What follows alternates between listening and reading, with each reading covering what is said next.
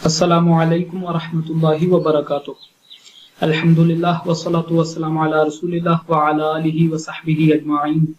अम्मा बाद, रब्बि इश्रह ली सदरी व यस्सिर ली अमरी वहलुल उक़दतम मिन लिसानी यफ़क़हू क़ौली। अऊज़ु बिल्लाहि स्समीइल अलीम मिनश शैतानिर रजीम मिन हमज़िहि व नफ़्ख़िहि व नफ़्थिहि। बिस्मिल्लाहिर रहमानिर रहीम। बरादरान इस्लाम, सुन्नत रसूलुल्लाह सल्लल्लाहु अलैहि वसल्लम को इस्लाम में एक बुनियादी और असासी हैसियत हासिल है। ये कुरान हकीम की तौज़ीह है, उसकी तशरीह है, उसकी तफसीर है। अल्लाह ताला सूरह क़ियामा के अंदर फरमाता है कि ला तुहर्रिक बिही लिसानका लितअजल बिही इन्ना अलैना जमअहु व क़ुरआना। कि नबी सल्लल्लाहु अलैहि वसल्लम, आप कुरान को इस डर से ना दोहराइए कि मैं इसे कहीं भूल ना जाऊं, हमारे ही जिम्मे है इसको जमा करना और इसको पढ़ाना, यानी कि सहीफों में, आपके दिल में, और इसका पढ़ाना यानी कि तरतीब, सूरतों की तरतीब, आयत की तरतीब, कौन सी आयत को किस सूरत में रखना है, सूरतों को आगे पीछे जो तरतीब है वो हम अल्लाह ही के जिम्मे है। फिर आगे अल्लाह फरमाता है सुम्मा इन्ना अलैना बयाना, फिर हमारे ही जिम्मे उसका बयान करना, उसकी तफसीर और तशरीह करना। यानी नबी सल्लल्लाहु अलैहि वसल्लम को कुरान को अपनी राय से इंटरप्रेट करने की जरूरत नहीं, बल्कि इसकी तफसीर, उसकी तशरीह वो अल्लाह ने अपने जिम्मे ली है कि वो ही इसको नाज़िल करेगा। और दूसरी जगह कुरान में अल्लाह ताला फरमाता है कि वमा यंतिकु अनिल हवा इन हुवा इल्ला वह्यु यूहा, कि मोहम्मद सल्लल्लाहु अलैहि वसल्लम दीन में अपनी ख्वाहिश नफ्स से कुछ भी नहीं कहते, ये तो वही है जो उनकी जानिब की जाए। तो सुन्नत रसूलुल्लाह सल्लल्लाहु अलैहि वसल्लम वही है। इससे पहले कि हम आगे बढ़ें, हम ये जान लें कि सुन्नत होती क्या है। मेरे भाइयों, लुगत अरबी में, अरबी लुगत में सुन्नत का मतलब होता है तरीका, लेकिन शरीयत के अंदर सुन्नत से मुराद है नबी सल्लल्लाहु अलैहि वसल्लम के तमाम अक़वाल, नबी सल्लल्लाहु अलैहि वसल्लम के तमाम अफ़आल और नबी सल्लल्लाहु अलैहि वसल्लम की तकरीर। तकरीर उस चीज को कहते हैं कि नबी सल्लल्लाहु अलैहि वसल्लम के सामने किसी ने कोई काम किया और आप सल्लल्लाहु अलैहि वसल्लम ने उसे मना नहीं किया, तो इसका मतलब है कि वो काम करना जायज है, क्योंकि अल्लाह के नबी की यह आदत थी कि जब भी कोई बुराई देखते थे फौरन उसे रोकते थे। तो अब अगर कोई काम कर रहा है और अल्लाह के नबी उसे रोक नहीं रहे, इसका मतलब कि वो काम करना जायज है, यानी कि नबी सल्लल्लाहु अलैहि वसल्लम की इजाजत। तो कितनी चीजें हम किसमें हमारे पास सामने है सुन्नत की? तीन, सुन्नत कौली, सुन्नत फेली और सुन्नत तकरीर। एक चौथी किस्म भी है, वो हमारे अक्सर भाई नहीं समझते, और वो है सुन्नत तरकिया, यानी कि दीन में उस काम को तर्क कर देना जिसको रसूल अल्लाह सल्लल्लाहु अलैहि वसल्लम ने तर्क किए रखा। मसलन फर्ज नमाजों से पहले जो जमात के साथ पढ़ी जाती हैं, अजान और अकामत अल्लाह के नबी ने रखवाई, लेकिन कुछ नमाजें ऐसी हैं जो कि जमात के साथ तो पढ़ी जाती हैं और उसमें बुलाया जाता है, ऐलान आम होता है कि लोग आए, लेकिन उससे पहले ना कोई अजान है ना अकामत। मसलन ईद की नमाज है, ईद की नमाज से पहले ना कोई अजान है ना कोई अकामत। तो अब जरूरत तकाजा करती है कि इनसे पहले अजान और अकामत कही जाए, लेकिन अल्लाह के नबी ने अजान और अकामत तर्क किए रखी है, लिहाजा ये सब सुन्नत बन गई है कि अजान और अकामत ना कही। अब अगर कल को कोई आदमी अजान और अकामत कहे तो हम कहेंगे कि ये बिदअत है। तो ये इस सुन्नत से हमारे बहुत से भाई जो हैं वो नावाकिफ हैं, इसकी तरफ सोचते ही नहीं। अल्लाह के नबी ने फरमाया मन अहदसा फी अमरिना हाज़ा मा लैसा मिन्हु फहुवा रद्दुन, कि जिसने हमारे दीन में, हमारी शरीयत में कोई ऐसा तरीका इजाद किया कि जिस पर हमारे तरफ से हुक्म नहीं, तो वो मरदूद है। तो ये चौथी किस्म है सुन्नत तरकिया। सुन्नत रसूलुल्लाह सल्लल्लाहु अलैहि वसल्लम और कुरान का आपस में मेरे भाइयों बड़ा गहरा ताल्लुक, और उलमाए हदीस ने, मुहद्दिसीन ने चंद नकात बयान किए हैं जिनसे इनका आपस में जो बाहम रिलेशनशिप है वो पूरी तरह से वाज़ेह होता है। पहला नुक्ता जो वो बयान करते हैं वो है कि सुन्नत कुरान के मुजमल अहकाम की तफसील बयान करती है। तो बय्यिन अल मुजमल, अल्लाह ताला ने कुरान में हुक्म दिया है कि अकीमुस्सलाह, नमाज को कायम करो, लेकिन कैसे करो इसकी कोई तफसील हमें कुरान में नहीं, इसकी तफसीर हमें हदीस में मिलती है। यहां पे मैं एक और नुक्ता बयान कर दूं। बाज लोग ये समझते हैं कि सुन्नत और हदीस में फर्क है। लुग़वी एतबार से उनकी बात ठीक है, सुन्नत का मतलब होता है तरीका, हदीस का मतलब होता है बात, लेकिन ये लुग़वी तौर पे है। शरई लिहाज से सुन्नत और हदीस में कोई फर्क नहीं, ये दोनों मुतरादिफ अल्फाज हैं, सुन्नत और हदीस। دو اور نام بھی ہیں جو اب کے خیر اتنے مشہور و معروف نہیں ہیں، وہ ہے ایک اثر اور دوسرا خبر. یہ بھی سنت اور حدیث کے لیے بولا جاتا ہے، لیکن جو زیادہ مشہور اور معروف نام ہیں وہ سنت اور حدیث ہیں. دونوں مترادف الفاظ ہیں اور دونوں سے مراد وہی غیر مطلوب ہے جو کہ قرآن کی تشریح، اس کی توضیح کے طور پہ اللہ نے نازل کی. تو نماز جو ہے، نماز کا طریقہ آپ کو قرآن میں نہیں ملے گا، نماز کا طریقہ آپ کو حدیث میں ملے گا، یعنی سنت میں. اللہ کے نبی نے فرمایا صلو کما رأیتمونی اصلی، صحیح بخاری کے اندر ہے کہ نماز اسی طرح پڑھو جس طرح مجھے پڑھتے ہوئے دیکھتے ہو. اسی طرح حج کا اللہ نے قرآن میں حکم دیا، کوئی ڈیٹیلز نہیں اس کی بیان کی، اس کی کوئی تشریح، اس کی وضاحت نہیں کی کہ کیسے کرنا ہے. اللہ کے نبی نے فرمایا خذوا عنی مناسککم، کہ اپنے حج کے مناسک مجھ سے سیکھو. تو یہ پہلا نقطہ ہوا کہ سنت جو ہے وہ قرآن کے مجمل احکام کی تفصیل بیان کرتی ہے، یعنی تبین المجمل. دوسرا نقطہ جو ہے وہ ہے خصص العام، یعنی کہ قرآن کے عام جو حکم ہے اس کی تخصیص کر دینا، ایگزیمپٹ کر دینا اسے کچھ چیزوں کو. مثلا اللہ تعالیٰ نے سورہ مائدہ کی آیت نمبر 3 میں فرمایا کہ حرمت علیکم المیتہ والدم، کہ تم پر ہر قسم کا مردہ اور ہر قسم کا خون حرام ہے. اب ہم لوگ مچھلی کھاتے ہیں، مارکیٹ میں ملتی ہے، تو ظاہری بات ہے وہ زندہ تو ہوتی نہیں، نہ اس کو ہم ذبح کرتے ہیں، مردہ حالت میں ملتی ہے، تو اس کا کیا کرنا ہے؟ تو میرے بھائیو حدیث میں سنن البحقی کے اندر حدیث ہے، اللہ کے نبی نے فرمایا 2 مردار اور 2 خون یہ حلال کر دیے گئے میری امت پر، ہم پر. یعنی کہ ایک مچھلی، دوسرا ٹڈی، وہ جو ٹڈال ہوتے ہیں، وہ جو اکثر آتے رہتے ہیں، جن کو انگلش میں لوکسٹ کہتے ہیں، عربی میں جراد کہتے ہیں ان کو. وہ آتے ہیں جھنڈ در جھنڈ اور فصلیں وغیرہ چٹ کر دیتے ہیں، سب کچھ برباد کر دیتے ہیں. ٹڈا دل، ان کو ٹڈا کہتے ہیں. یہ جو عام گھریلو ٹڈیاں ہیں جو گندگی پہ پلتی ہیں، یہ نہیں مراد سے. تو اللہ کے نبی نے فرمایا کہ 2 مردار، مچھلی اور ٹڈا، اگرچہ یہ مردہ ہے لیکن ان کا کھانا جائز ہے، اور 2 خون یعنی کہ تلی اور کلیجی وغیرہ، ان کا کھانا جائز ہے. تو اب اللہ تعالیٰ کا جو ایک عام حکم ہے کہ تم پر ہر قسم کا مردہ حرام کر دیا گیا ہے اور ہر قسم کا خون حرام کر دیا گیا ہے، سنت نے اس عام قاعدے میں سے ان چیزوں کو، یعنی مچھلی کو اور ٹڈے کو اور کلیجی اور تلی وغیرہ کو ایگزیمپٹ کر دیا، ان کی تخصیص کر دیا. تو یہ قرآن اور سنت کا باہمی تعلق ہے، یعنی کہ قرآن کے عام احکام کی تخصیص کرتی ہے. تیسرا نقطہ جو ہے وہ ہے تقید المطلق، یعنی کہ قرآن کے جو مطلق احکام ہیں، ایبسولوٹ، جن کی حد بیان نہیں کی گئی، ان کو محدود کر دینا، ان کی لمیٹیشن بیان کر دینا.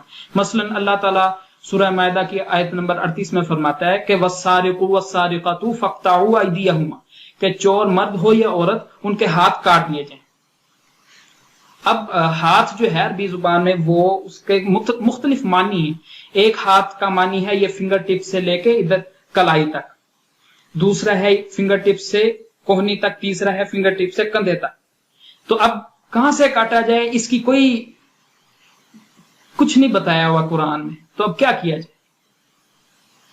اگر اب ظاہری بات ہے اگر سنت نہ ہوتی، سنت میں یہ بتایا گیا کہ جب ہاتھ کاٹا جائے گا تو کلائی سے کاٹا جائے گا. اب اگر سنت نہ ہوتی تو کوئی مفتی صاحب جو ہوتے یا قاضی صاحب ہوتے وہ فتویٰ دے دیتے کہ کہیں سے بھی کاٹ دو.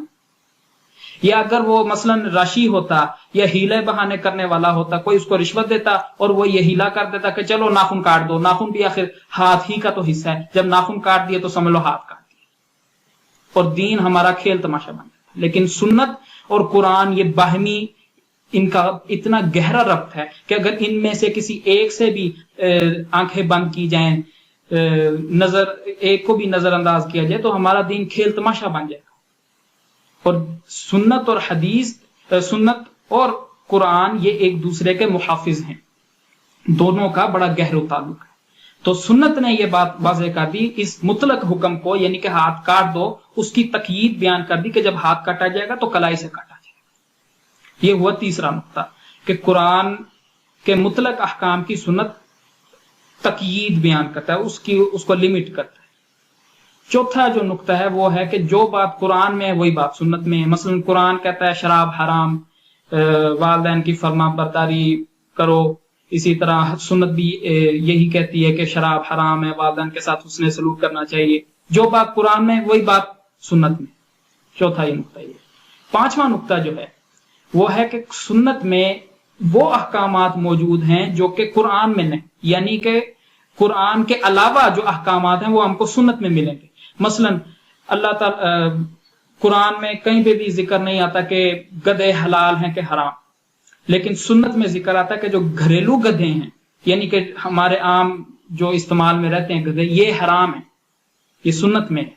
और जो जंगली गधे हैं जिन्हें ज़ेबरा कहते हैं वो हलाल। तो ये यानी कि ये पांचवा नुक्ता हुआ कि सुन्नत वो अहकामात बयान करती है जो कुरान में नहीं, कुरान के अलावा अहकामात बयान करती है। अच्छा मेरे भाइयों, कभी भी सुन्नत यानी हदीस ये कुरान से नहीं टकराएगी और ना ही ये कोई आपस में टकराएगी। अगर किसी किस्म का कोई टकराव है तो दो में से कोई एक वजह हो सकती है।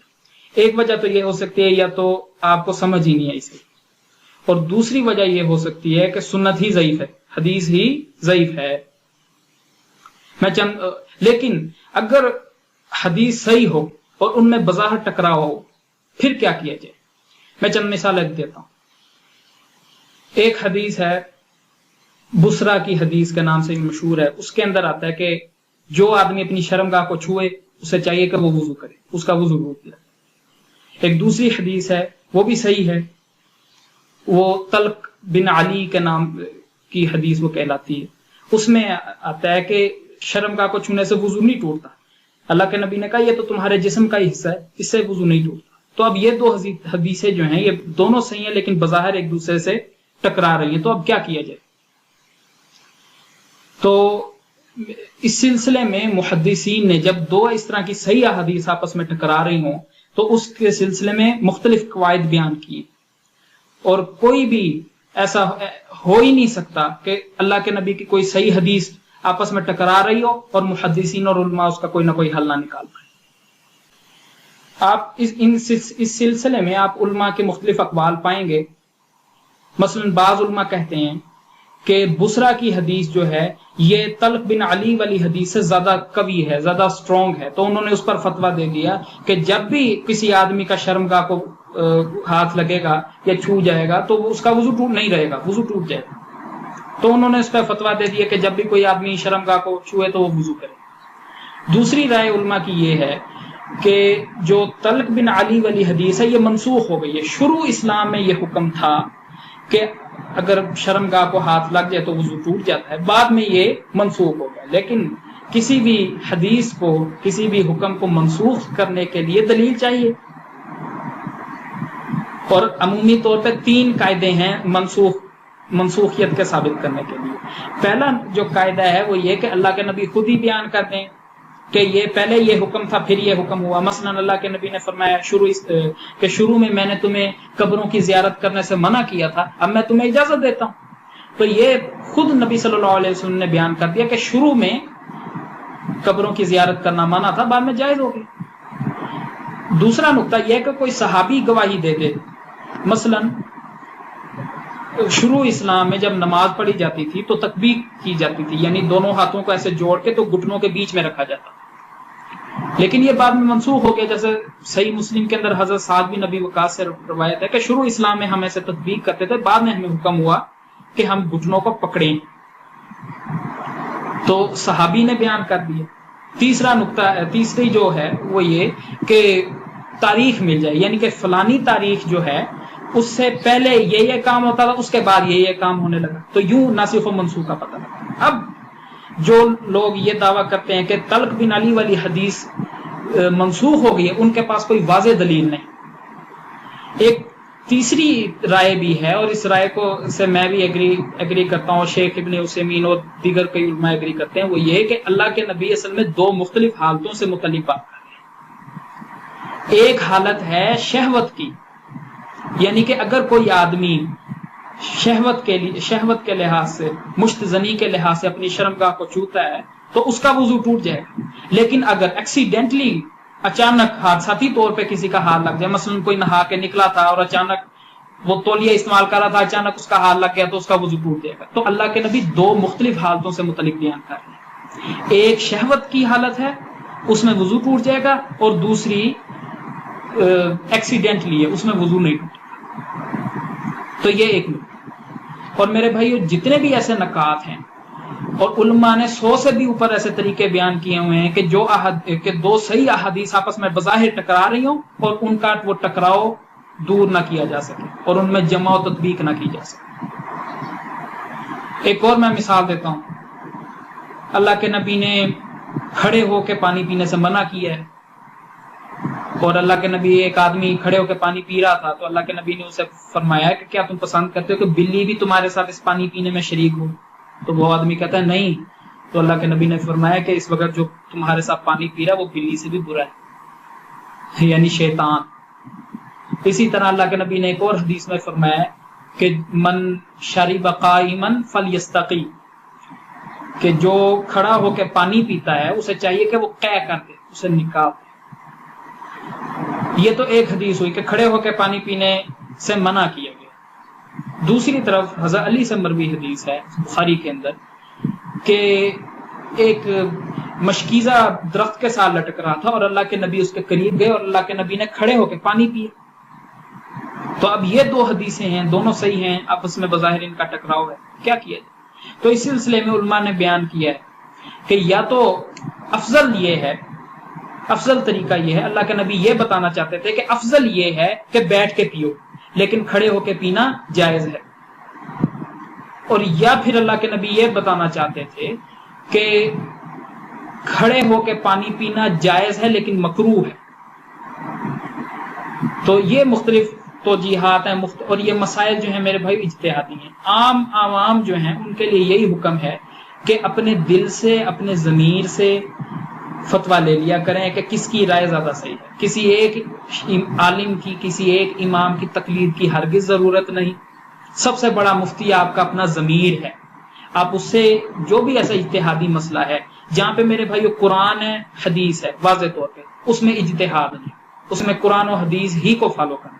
लेकिन जहां कुरान और हदीस वाज़े तौर पे नहीं, या अभाम आ गया किसी चीज में, तो ऐसी सूरत में हर आदमी को ये पूरा इख्तियार है, पूरी इजाजत है कि वो जिस भी उलमा की राय को वो दुरुस्त जानता है, उसका ज़मीर उस पर मुतमईन है, उस पर वो अमल करे, और जो सही मसले पर होगा उसको दोहरा जाए, और जिससे गलती हो गई होगी उसको एक अजर मिलेगा। जैसे बुखारी की हदीस है, मन इदा अल हकम हाकिम फजतहिद सुम्मा असाबा फलहु अजरान व इदा हकम अल हाकिम फजतहिद सुम्मा अख्ता फलहु अजरुन वाहिद, कि जब कोई मुजतहिद या हाकिम इज्तिहाद करता है और वो सही मसले पर इज्तिहाद करता है, उसका इज्तिहाद सही होता है तो उसके लिए दोहरा अजर, और अगर उससे गलती हो जाती है तो उसके लिए बहरहाल एक अजर जरूर है। तो ये चंद नकात थे, चंद पॉइंट्स थे जो सुन्नत और कुरान के ताल्लुक से मैंने आपके सामने रखे। और मेरे भाई, सुन्नत और कुरान दोनों साथ साथ चलते हैं, इन्होंने क़यामत तक साथ साथ रहे।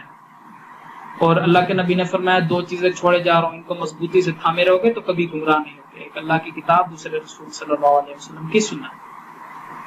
सुब्हानकल्लाहुम्मा व बिहम्दिका अशहदु अन ला इलाहा इल्ला अंता अस्तगफिरुका व अतूबु।